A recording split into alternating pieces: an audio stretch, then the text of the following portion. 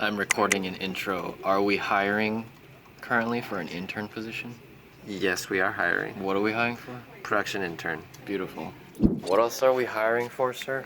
We're also, like my ears, we're also hiring for a development producer, experiences manager, and also a head of human good. Wow. Yeah. Where's Taylor? Hey, what else are we hiring for? We're hiring post-production interns. Post-production intern? Yeah. Okay. Kendra's in the phone booth, but we're also hiring a casting intern. It was also Halloween yesterday. That's why people are wearing stuff. Anyways, visit our careers pages, guys. We're hiring a bunch of people. Hey, look at that beautiful wall behind me. Anyways, excited to get your applications. Enjoy the video. Right, exactly. I mean, focus, people. You have your proof here. We're talking about this young man and who he killed. What do we want to do? Murder is murder. So if we're killing someone who murdered someone, then we're murdering them too. Yes, they will be murdered. We brought together 12 strangers in a social experiment.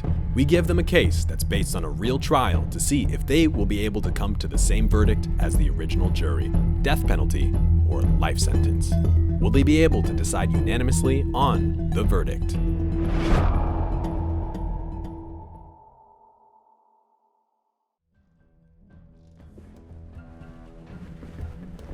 Hello, jury. Hello, I'm Matoki, and I have the pleasure of leading this case. As jurors, it is your job to discuss, talk amongst yourselves, and deliberate in order to reach a unanimous verdict. Are we ready?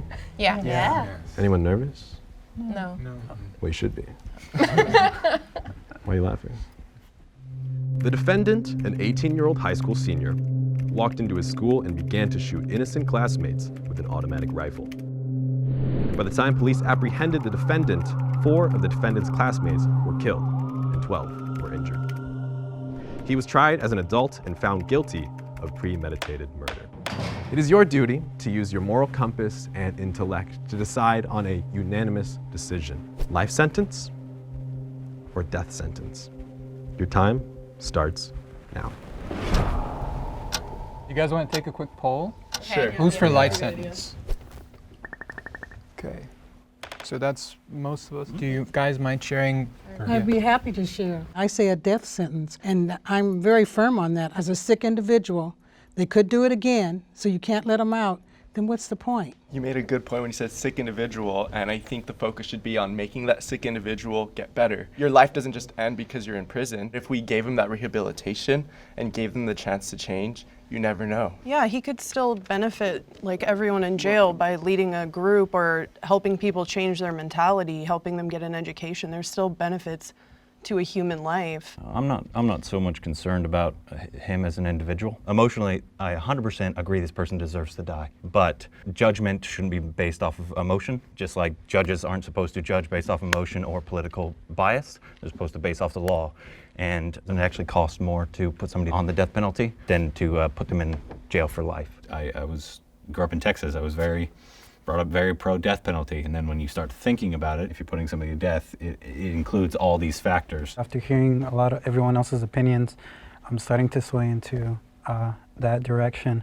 But I would still say I'm kind of in the camp of capital punishment.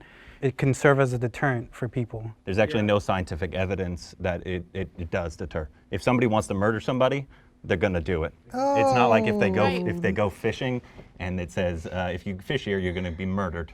That's a deterrent. When you look at other countries compared to our country as far as mass murders, as far as group killings, it far outweighs any other country. And you know why? Because other countries have public executions. They will take your life. Even for selling drugs, they can take your life. So it is a deterrent. There's some things you're arguing the general cause of the death penalty, though, where we're focused on this case and we have to think about the person who's involved in this case. Yeah.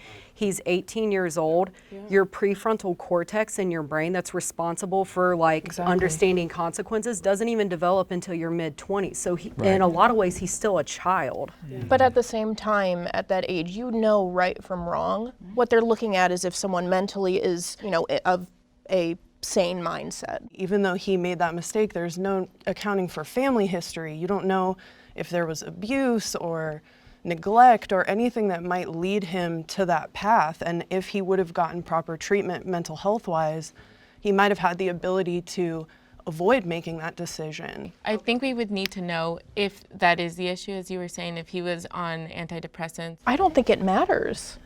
You know, realistically, so. like. Oh, no, you need It's someone's information. life. It does. All of it You need all matters. the facts. You The don't background, even, the you don't even know medication. if he knows the whole difference between bit. right or wrong. It's about the people who are choosing to do that. Those people are callous and they make those decisions, but what about us, that we're choosing to take somebody else's life? Right. If we criminalize murder and then we commit murder, isn't that a little hypocritical?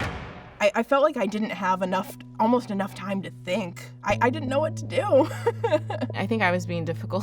There would have to be some exonerating evidence to really dissuade me the other way.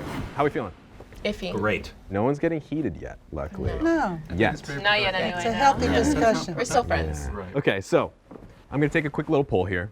Please raise your hand if you think the verdict should be the death penalty. Okay, got a couple hands here. Now, please raise your hand if you think it should be the life sentence. Okay, vast majority of you.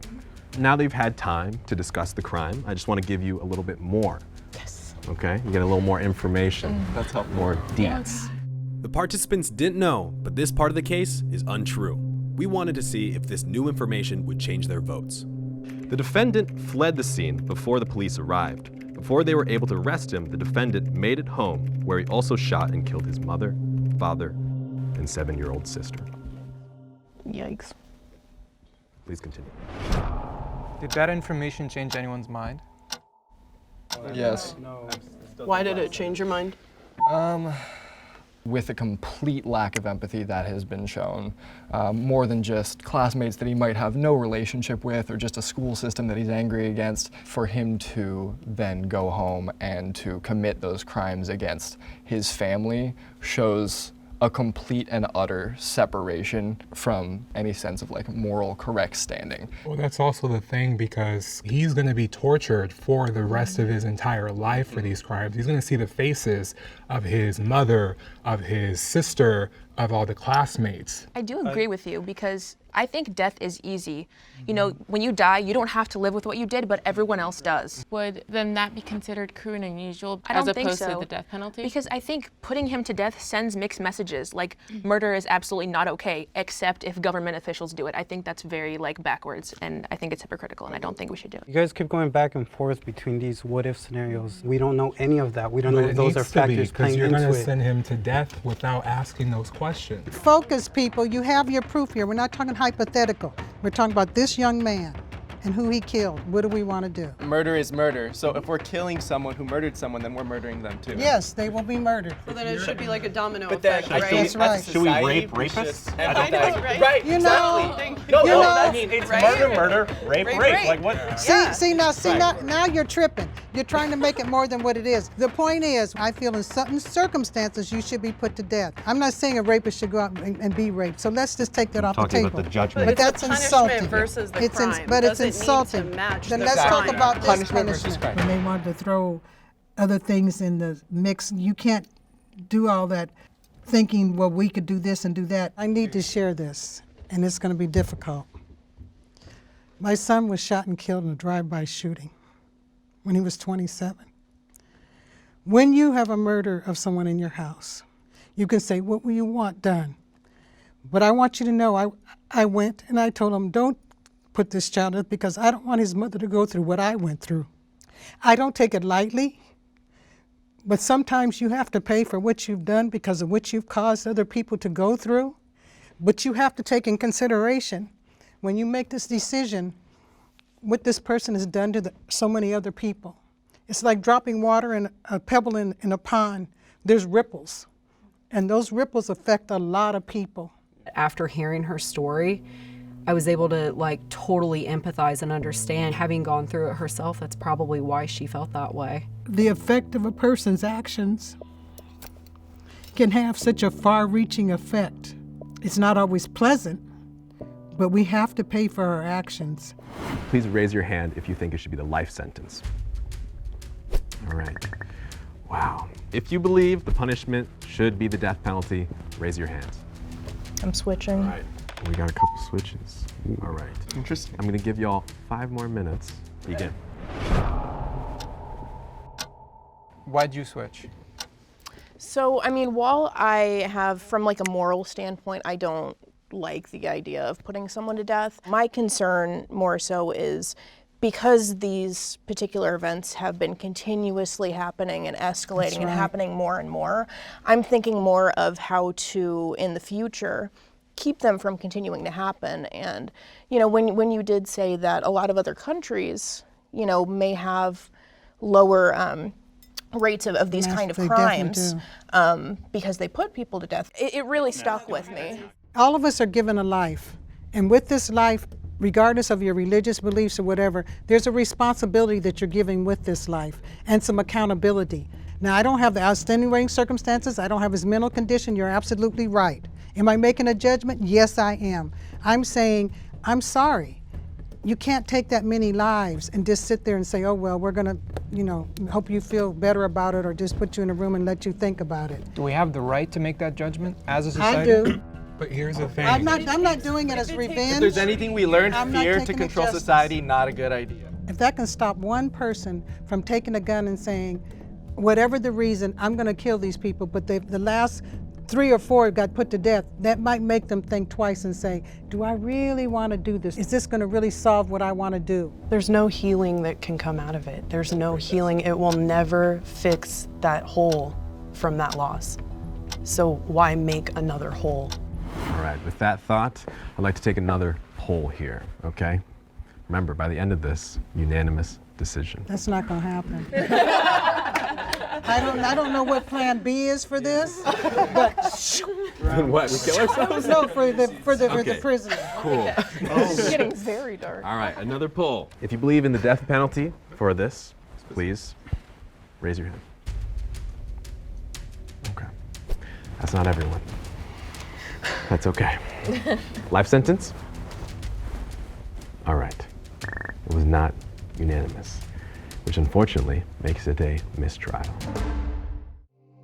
In the real case in 1993, after spending 9 hours deliberating together, the jury decided on a verdict: death penalty. The judge upheld their recommendation, and the 18-year-old was put on death row. He is now 40 years old and awaiting his execution in San Quentin State Prison. This was the final verdict.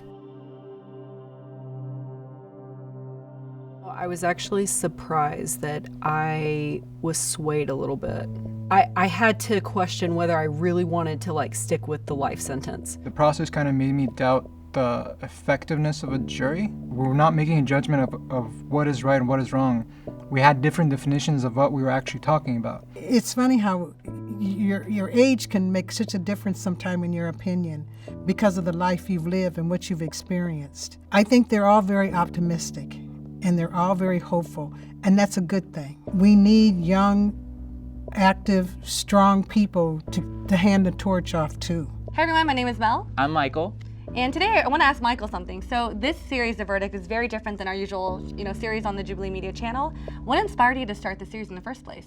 Ooh, well, it's so cool to kind of challenge the criminal justice system in America today and just see all the different perspectives that sat behind us in these chairs. But I'm curious to hear what everyone out there thinks. So let us know in the comments below what you think.